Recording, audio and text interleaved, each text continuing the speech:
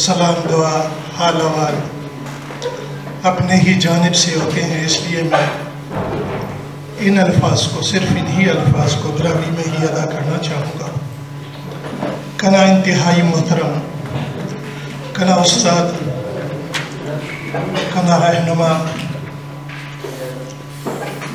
Gwadar university vice chancellor, दा कचारीना कमाश सदर Khwaja professor doctor Abdul Razzaq Sabir साहब, हमनवा कना किचेना संगत मास्टर अली सिर्फिल PhD कना किचेना संगत बिरावियत की सोसाइटी ना चेयरमैन ख्वाजा अब्दुल कयूम बैदार साहब, कना इंतहाई शफीक कन तो हमेशा अदबी मैदान टिकुमक करो, खुसूसन लिसानियत टिकुमक करो ख्वाजा नज़ीर शाकिर बिरावी साहब,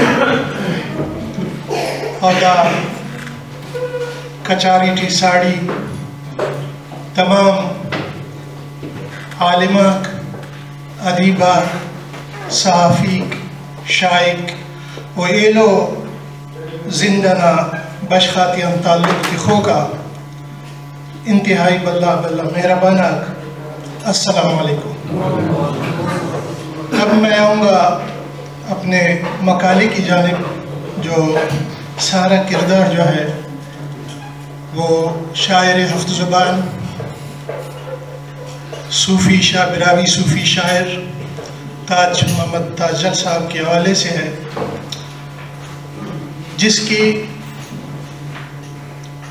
तमाम तर तहकीक और इसको यहाँ हम तक पहुँचाने और फिर हमें कुछ अल्फाज अदा करने की जो मोहलत मिली है वो डॉक्टर अब्दुल रज़ाक साबिर साहब की वजह से। ताजल की पैदाइश के वक्त इनके दादा ताज मोहम्मद बक़ैद हयात नहीं थे। आपके वालिद ग्रामी और वालिदा माजिदा के बाहम मशवरे से आपका नाम ताज मोहम्मद तजवीज़ हुआ। चूँकि बिरावी छोटे बच्चों को पूरे नाम की बजाय मुख्तसर नाम से पुकारते हैं, इस तरह ताज मोहम्मद का नाम ताज पुकारा जाने लगा। अलावा अज़ीम प्यार और मोहब्बत में बिरावी नाम के आखिर में लाहका के तौर पर लाम का इजाफा एक ख़ास उसूल व वज़न के साथ करते हैं, जैसे कोटा से कोटल, ज़ेब से ज़ेबल और सिंध से सिंदल वग़ैरह। एक बिरावी लोक शायरी का एक शेर है, लशी या सरफे सुन सिंदलना सारी टी, कोटल अंसवार में सुन जैकलना लारी टी, जैकल जैकल कोटल। इस तरह बिरावी रिवायात के मुताबिक ताज ताजल बन गया। इज्ज़ो इनकिसारी ताजल की तबीयत का खासा थी। वो फ़क्र से मुत्तसिफ़ अपने नाम ताजल के साथ फ़कीर कहना और कलवाना भी पसंद करते थे।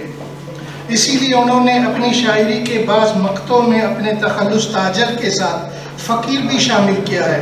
जैसे कि एक मिसरे में कहता है, फ़कीर ताजलेनी इश्कना इकरार नसीब कर। लेकिन अभी जो डॉक्टर साहब ने तहकीक की है उसमें कल मैंने एक शेर पढ़ा, उसमें उन्होंने अपना नाम ताजूबी कहा है। बचपन ही से आपके मिजाज में सादगी और तबीयत में खामोशी पाई जाती थी। कम सिनी ही में आप एक फ़िक्र में डूबे रहते थे। डॉक्टर अब्दुल रहमान बिरावी साहब लिखते हैं कि ताजल अभी 5 बरस के थे कि उन्हें गांव की मस्जिद में पढ़ने के लिए भेज दिया गया। वो इस कदर शौक़ से पढ़े कि चंद ही दिनों में सिपारा पढ़कर कुरान मजीद की रूहानी फ़यूज़ और बरकत से बहरामंद हुए और बग़ैर सबक के ख़ुद कुरान पढ़कर ख़त्म कर लिया और कुछ सूरतें भी हिफ्ज़ कर ली। अल्लाह रब्बुल इज़्ज़त ने ताजल को सुरीली आवाज़ से भी नवाजा था।